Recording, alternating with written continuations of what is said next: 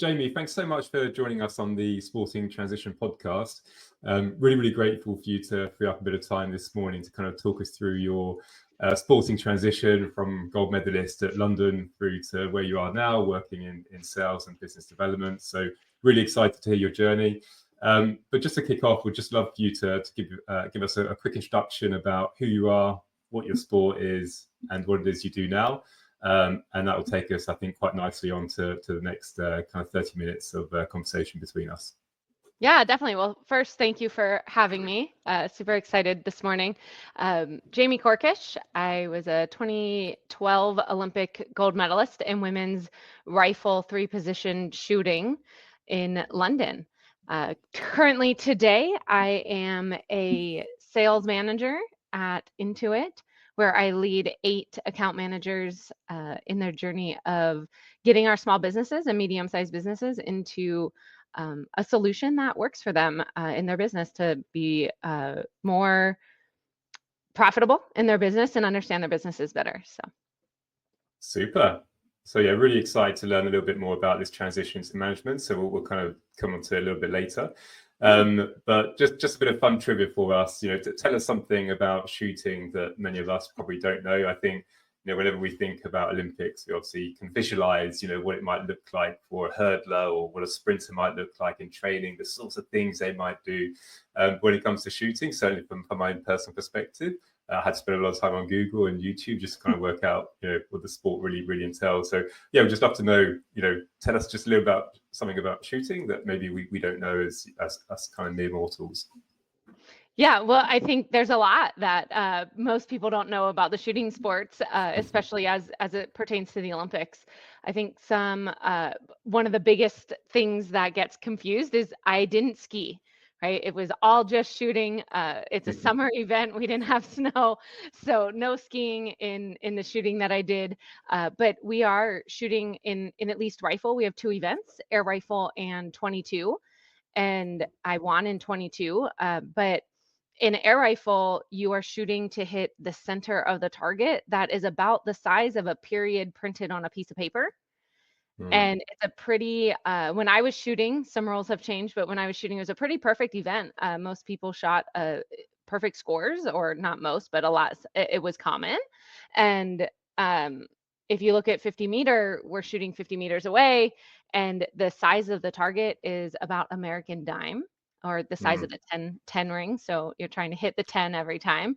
So very tiny targets, and it's all open sights. So most people think we're shooting with, some kind of scope or optical, and it's all open sights. So lots of fun happening, and very different from what most people would picture in their head.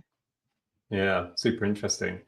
And what does the training look like for it? Because, I've kind of talked about these mental images we can have of track runners and, all the kind of sports that we kind of see a lot of on TV, swimming, etc. And when I look at shooting on TV, you can't help but feel you guys are just unbelievably calm, unbelievably composed. And I guess you kind of need to be that person to not have any kind of trembles or whatever when you're shooting. So just curious to know what does the training look like, and how do you balance that training between the kind of physical component, just being fit, versus the mental component of how do you keep such a steady hand in competition? Yeah, it definitely is a little different. Obviously, we're not running and jumping and doing the things which a lot of times your nervous energy really feeds into that kind of athletic endeavor. And so in shooting, it is really about body control.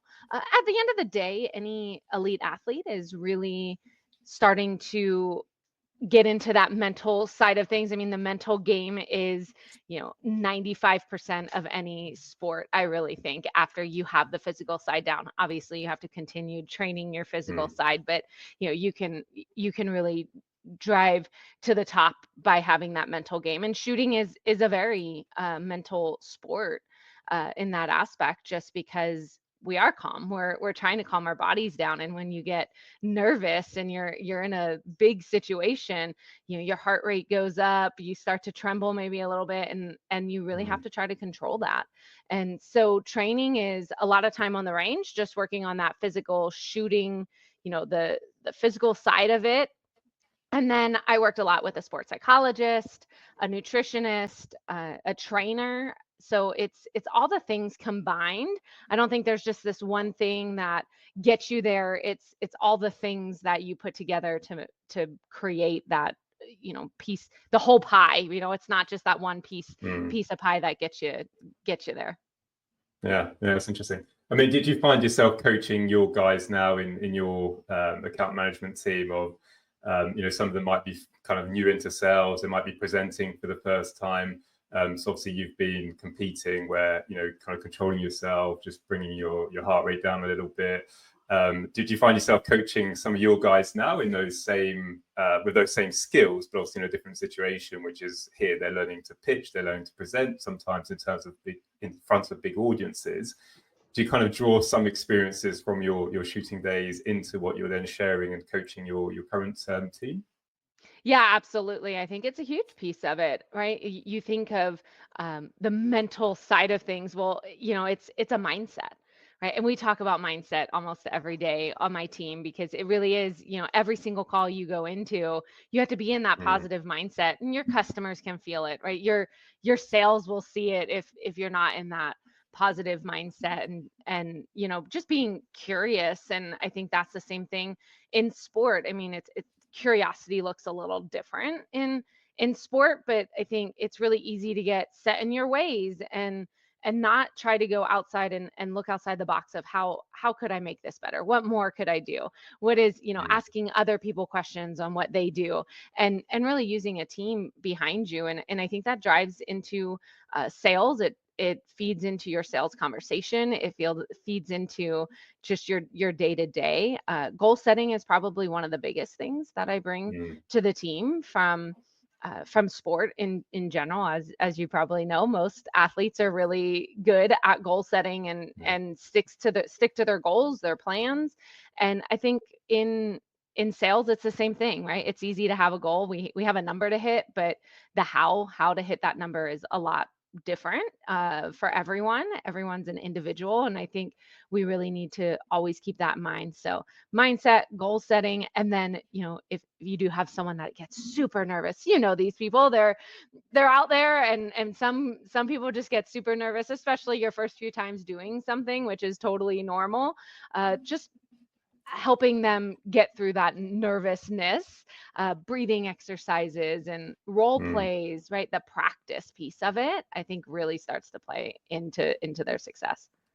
Yeah, interesting. I mean, we could talk about this for hours, but in terms of kind of role plays and mental visualization, would you do a lot of the practice for the Olympics with all of those scenarios in mind? So kind of almost closing your eyes, visualizing yourself, walking into the arena or walking into the competition itself? Would you go through all of these motions in the same way as you did at the Olympics, and kind of trying to teach people to do the same thing, but actually in work as an account manager?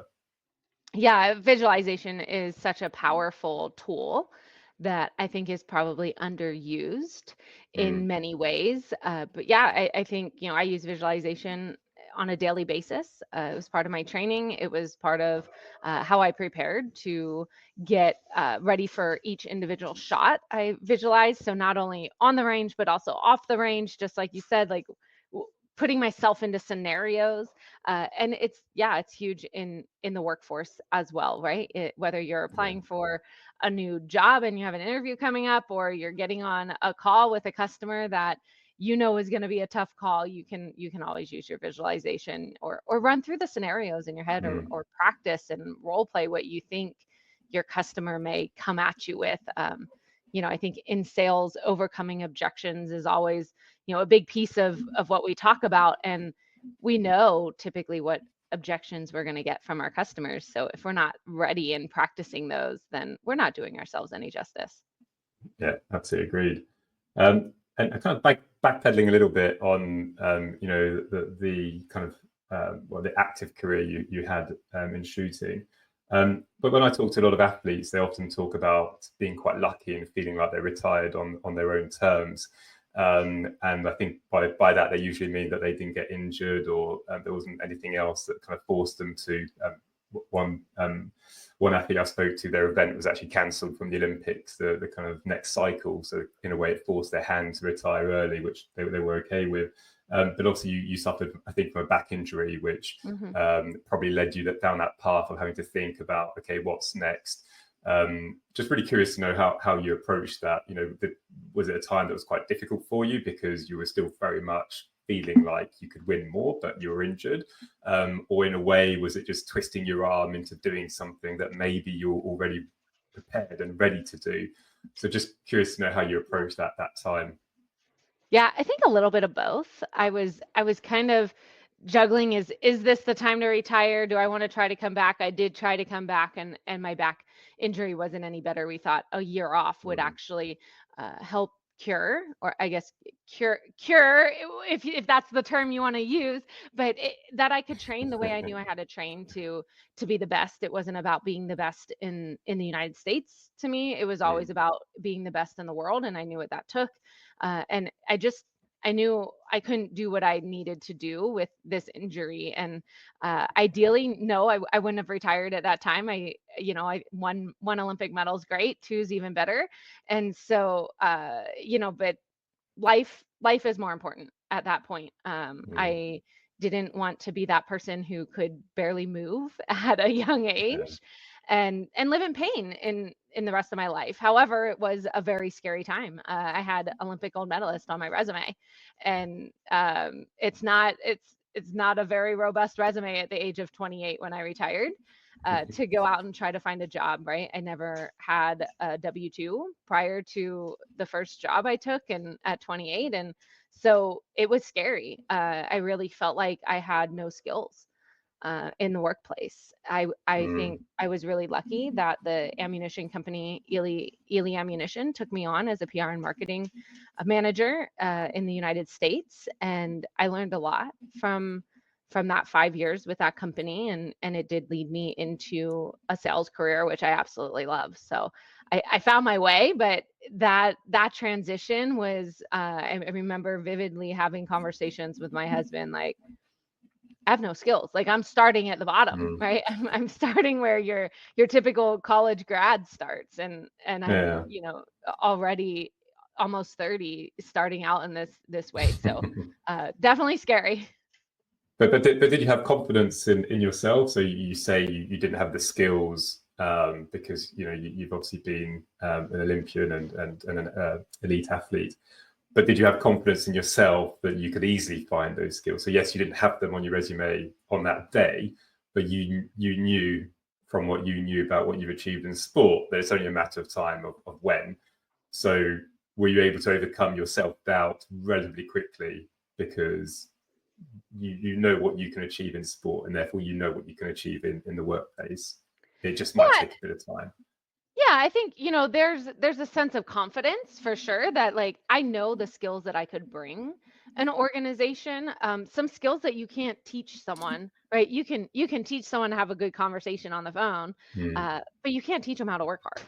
You can't teach them how to go, you know, be a harder worker, and bring the mental side of. You can teach the mental side, but it's very long. Like, I had 10 years of mental training under my belt. So there's lots of things that I think athletes bring to the workforce that we but not all employers, not all people that are hiring understand that, right? They don't understand some of these soft skills, some of these skills that aren't, bullet points on your resume that an athlete really does bring to an organization. You can teach almost anyone the skills it takes to do something in business or in sales, right? But it's those soft skills. I was always a harder worker than most people, and that's huge. Yeah, I mean, 100%. As a hiring manager, it's always the number one thing you kind of ask, really, to gauge how hard and how deep people can go, really, to get to the goals that need to be achieved. I mean, did you look at other career paths, or was it always, you kind of landed in sales and you were just lucky enough that sales is somewhere you're very happy being? Or when you were younger, did you have dreams that you started kind of pointing your attention back towards, because as somebody who won gold at the Olympics, you felt like, well, if I've won gold at the Olympics, I could pretty much make any of my other dreams come true. So was there another career path that, as growing up, you felt like, oh, actually, that'd be quite cool to revisit? Yeah, well, as a youngster, I wanted to be a Major League Baseball player. So that Okay. wasn't going to happen after I retired from shooting. Yeah, maybe not. And honestly, beyond that, shooting was such a heavy part of my childhood that I didn't really have another thing that I was chasing after at that moment in time. I think, I dabbled in potentially going into sports psychology. A pretty typical path for a lot of athletes is to continue in their sport in one way, shape, or form, right? Whether that's coaching or, getting on with their national governing body in one way, shape, or form. But I just was at a point where I didn't want shooting to just be the rest of my life. And Yeah. and so I ventured out, right? I found Ely. I thought marketing was my, oh, this marketing, PR marketing thing is fun. But I'm not very creative. So marketing isn't the best place for me in general. And it's funny because my husband's like, you would be great in sales. And I'm like, I don't know about that. And here I am today, right? Still in a sales career. Don't know that I would venture outside of sales now. Yeah, super interesting. What would you say is the number one thing that keeps you or has kept you super motivated about staying in sales and continuing to progress? Or what's the one thing that you would say, yeah, this is why I'm still slogging it and enjoying it?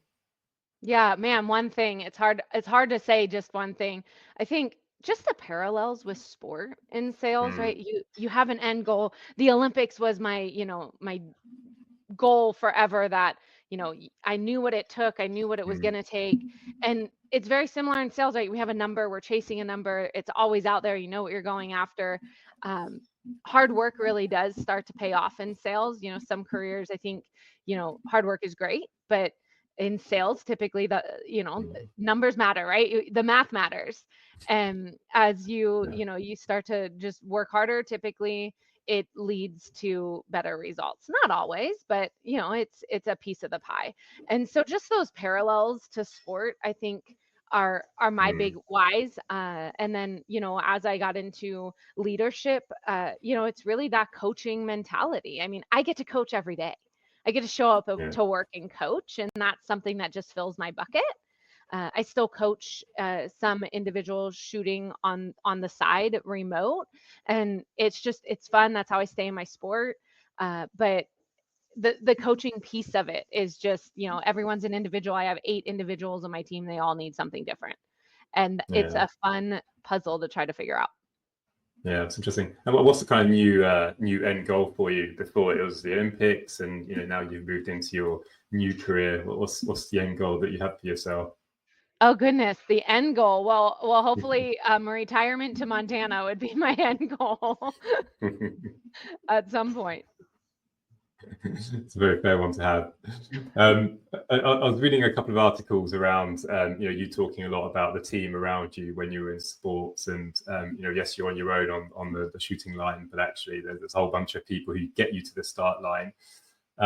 How do you kind of reflect on those people behind you, and did that also teach you a little bit about management in some ways? Because I think when people talk about a circle around them, you automatically mean, or people assume you mean, friends, family, which is obviously very, very true. But there's also probably a wider circle of coaches, conditioning coaches, psychologists, and you as an individual also have to decide whether these are the right people for you and your athletics career. And that's not always easy, because you sometimes have to tell a coach, hey, this isn't working out. So I'm just wondering if you ever had those sorts of journeys in sport that you kind of have felt has helped you a little bit in work, because the circle around you, I'm sure, was obviously an important one, but also one you're still having to manage in some capacity. And I just wonder if there's any parallels with how you manage now in your team as well. Yeah, I think lots of parallels, honestly. I think every person you come across in life teaches you something, whether it's something that you're like, wow, this is amazing, I want to implement this in my life, or oh gosh, I want to make sure I avoid that, right? You learn from every person you interact with. And, I always think back to the moment you stand on the podium. And for me, it's emotional. And because of the mass amount of people that helped me get there.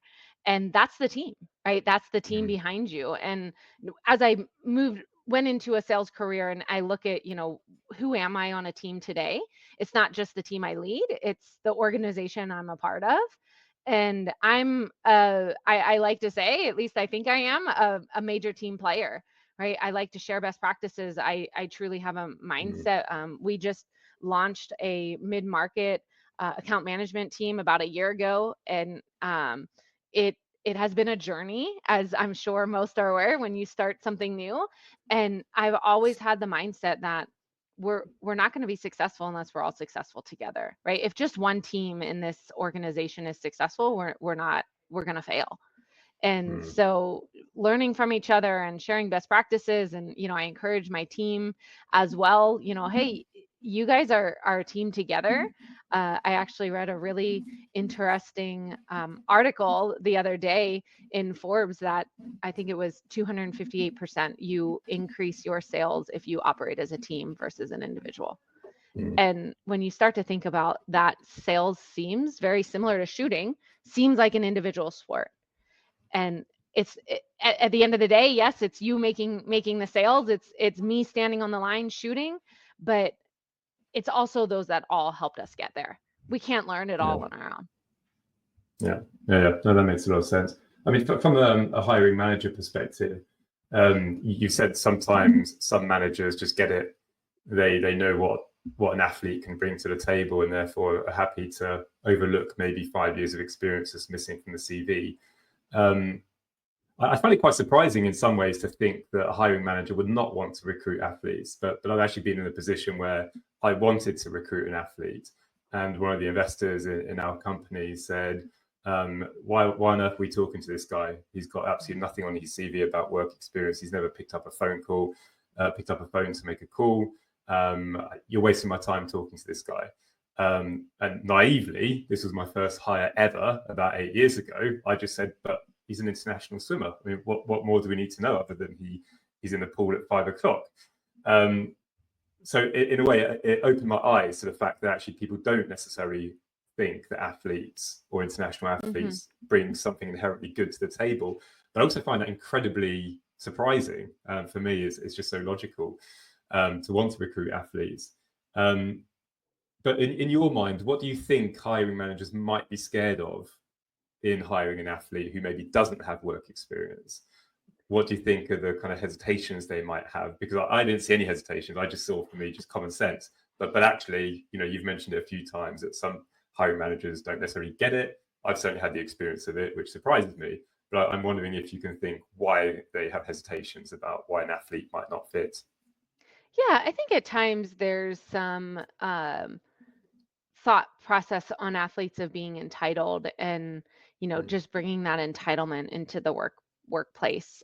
So I think that's probably one thing that is scary. Or if you've never been an athlete as well, I think it's Mm. hard to make those parallels, right? Like what is it that an athlete brings? I mean, obviously the guy you're working with was a successful person. If he was never an athlete before, he's like, I got here being this successful person without being an athlete, right? So just that knowledge gap, I think, is another piece that, unless you did and understand the true grit and hard work it takes, uh, overcoming failure, right? Like especially in sales, we fail every day. Every Mm. single day we are failing more than we're succeeding most of the times, right? And an athlete, just that's been their career. And to be able to understand that that's a skill that's really hard to teach. And you feel like you could teach that athlete, hey, I can teach them sales any day of the week, but I can't teach them the hard work, I can't teach them the grit, I Mm. can't teach them overcoming failure as easily. And so if you've never been an athlete, I just don't think you understand that. That's interesting. And as an athlete, would you almost, people talk a lot about interview processes being a two-way process. So you're interviewing me, but vice versa as well. Mm-hmm. What are the sorts of things that you would be asking your hiring manager to know that they're a good company or a good manager for you personally? Knowing what you need to know about what works well with you in the workplace. Yeah, I think it's very true. We're not just it's hiring both directions, right? Yeah. I think that's super important. I always want to know what kind of leader I'm moving into when I'm looking at a new role. There's just some leadership styles that sink and some that don't sink. And so that's probably one thing. We're all individuals. We all like different things, and so making sure that we're gonna mesh with the person we're going to work really closely with is super important. I think also understanding what they value in the person that they're looking at as well. Because some people want different things, and some hiring managers are looking for different skills. And I know what skills I can bring, and what skills I may need to work harder on. And so I don't want to get into a situation where my hiring manager is looking for something that I just don't bring to the table. So, I think just understanding what they're truly looking for is important. Yeah, makes sense. And do you sometimes kind of probe around a little bit whether they like sport, whether they've been into sport, or if not, kind of proxy disciplines, whether it's kind of music or anything else where you kind of need that level of passion and commitment to want to make it work. Do you sometimes probe around those topics as well, or do you not go there? Yeah, I think always, like, in the beginning of an interview, it's typically, "Hey, give us a little bit about you." And typically it comes up, obviously one of the things that is about me is I'm an Olympic gold medalist, so it comes up quite often if I'm interviewing either direction, if I'm the hiring manager or I'm interviewing for a new role. And it always drives conversation around sport in general, right? Okay. Typically Yeah. someone's like, "Oh yeah, well I was a golfer," or I did Yeah. this in college, right? So it typically leads to some kind of conversation. Yeah, cool. So you can suss it out. Only a few more questions. So I'm conscious of time. But what's your kind of reflection on your kind of not your sporting career, but your transition out of sport?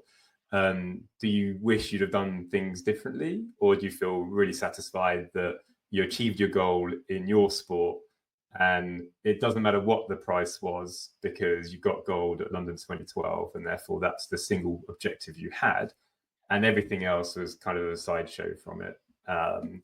Or is there a reflection where you feel like, oh man, I wish I'd have balanced it a bit better, or I wish I'd have maybe done that module at university, or whatever, just to give Yeah. you a stronger fighting chance when you finish your career? I try not to live with regrets, but Yeah. I think just looking back, obviously there's so many failures in my career, and there's always those little things that I'm like, man, I wish I would have done this a little better. I think I didn't know, I didn't have a very good balance as an athlete. And what I mean by that is it was all or nothing, right? It was, Mm, this is how I knew how to really drive towards my goal. And it was 99% of my time was put into shooting in one way, shape, or form. And as I look back, I'm like, man, I never really learned that balance. And even as I mm, transitioned into the workforce, I had to try to learn that balance. I mean, I have a family, I have a husband mm, and kids, and there's times that, I have to be reminded, like, hey, we're here. Like, here's our family, and there's other things that are more important than just work and the things that we're driving towards at work. So I still find myself in that, I guess, in that motion at times, that not mm, that work is more important than my family, but just that this is how I know how to do it, right? And this is how I mm. know how to be successful. And so my husband has to remind me to shut it off at times. And I'm open to that, right? We've had an agreement that, hey, sometimes this needs to be shut down. And that's how I found success in shooting as well, right? I put Mm, all my eggs in the basket, and that's all I knew how to do. And so yeah. that's been a hard transition. Yeah. Yeah, that's interesting. And how do you deal with that with the guys in your team? Because obviously you know that elite performance and championship performance looks like this, but now you're also saying that, you know, what you have and what you want for other people is balance and being able to do well at work, but also being able to do well at home and balance everything perfectly well. Um, so they kind of contradict themselves, those statements, Totally. because you can't be an Olympic, you can't be an Olympic gold medalist unless you're prepared to sacrifice a hell of a lot more. Mhm. But it sounds like that's not the kind of culture you want in your team. So how do you kind of reconcile that in your head to convey that message of balance, but also elite performance? Yeah, I feel like it's, your parents always say, do what I say, not what I do. Yeah, And I live by that. No. yeah. I think it's reminding, we work for an amazing company that has such great Mm, work-life balance, and we really do try to cherish that. You don't find that all the time everywhere you go, and so, I really try to encourage, hey, work really hard during these working hours, and take it easy when not, right? And mm, understand your balance. I think, blocking time out. I'm a big calendar person. We live and breathe by our calendars. And mm, if you're the person that needs to go take a 30-minute break midday or twice a day, like, block it out in your calendar, right? If it's not in your calendar, it's probably not going to happen. And so, just really conscious of trying to teach, hey, if you need to do it, you need to do it, and you need to block it out. And I think it is important to shut our minds off from our work every mm. so often. And so when you're on vacation, go on vacation, right? Don't think of Yeah. us back here. We're going to be just fine. Yeah, yeah, and it makes sense, and I've heard it from a number of people actually that even for some of the elite athletes I've spoken to, even them having a side hustle of some sort actually benefited their performances because it just allowed them to escape a little bit from the pressures of what they were doing and kind of having whether it was a side job that was a couple of hours Hmm. per week, just kind of allowed them to switch off and also make them feel a bit more human. You know, that they're no longer these idols that are trying to make it to the Olympics. It's actually, you know, they go to work, earn some money, and they feel quite normal because of it. Cool. I'm super conscious of time, so I've only got one more question for you, and that's just more around. I ask this to everyone, but just around your relationship with sport now. Do you kind of still enjoy watching it on TV? Do you still participate? Do you still go for kind of age group titles, or is your back still too much of a problem to kind of compete? Yeah, well, I don't do any of the actual Olympic style shooting myself, but I do still coach remote. I've coached a gal here actually in Boise, which was super fun because she come to my house and shoot down the hallway. Mm, I also coached a gal remote on Zoom and FaceTime, right? So still try to stay involved in that way. And of course, come Olympic time, it's the only time you can watch shooting really mm, easily. You can go watch on YouTube, I guess. But I was glued to the Olympics, try to really pay attention to not just shooting, but I'm a big sports fan in general. So we always have sports on in our yeah. house. If it's if the TV's on, most likely it's on a sporting event. We're big golfers too, so just staying in touch with sport in general is big for us. And yeah, so we're hunters, so I still do pull the trigger every so often. We take our little guy out. We have an 8-year-old that we do Okay. take out and let him, you know, plink around a little bit at the target. And but yeah, I try to stay up on the big events that are happening, and then I stay connected definitely through the coaching side of it. Yeah, interesting. Very last question, promise you. Is there a commercial opportunity beyond what you achieved in shooting? So could you have gone down a legitimate route of actually coaching, being involved with the governing bodies? Obviously, your credentials at the Olympics probably gives you a nice calling card to say that you're good at what you do. Was that ever an option, or did you just decide that's not for you? You want to try something else? Yeah, I think I thought about the true coaching. Shooting is a NCAA sport in the United Mm. States. So, there are universities that's an option to go get on with a university. There's obviously coaching at the national level. There's a couple people who do more, individual commercial style coaching for rifle shooting. I just, as I thought about, hey, is this something that I really want to get into? I think that there was more for me. There was more in life for me Mm. than just staying as a full-time coach. I think it would have been a lot of fun. Definitely a Yeah. lot of fun. Still is a lot of fun. I enjoy coaching. It fills my bucket, but I think just stepping outside of my comfort zone was a really good thing for me. Uh, Mm. I don't have a desire to continue on and just shoot for fun. There's a lot of retired shooters that still, will go shoot our NRA nationals and some fun matches in that aspect. And I was not one of them. I was like, I'm retired. I'm done. If I can't win, I don't Mm. want to do this. And I don't want to put the time Okay. into, once I'm done, I'm not going to put the time in to be able to be winning all the time. And so it was, I don't know. I think at some point it became a little bit of a job to me. It was still Mm. fun, but it still became a job. Um, and once I was done, I was done. And so, yeah, coaching is definitely an option, post, but it's limited, right? I think there's maybe 25, 30 universities that you can Okay. really get in on. And some of them aren't full-time coaches. So, you're kind of doing it as a side Mm. gig anyhow. And yeah, so I felt like there was a bigger career for me out there. Well, Jamie, thanks so much for your time today. Really, really enjoyed going through some of those topics. And yeah, I have no doubt that they'll be quite insightful for a lot of people who are contemplating an elite career in sport of any capacity, no matter what sport. So yeah, thanks so much. Really appreciate it. Thanks so much for your time. Yeah, thank you so much. I appreciate it as well.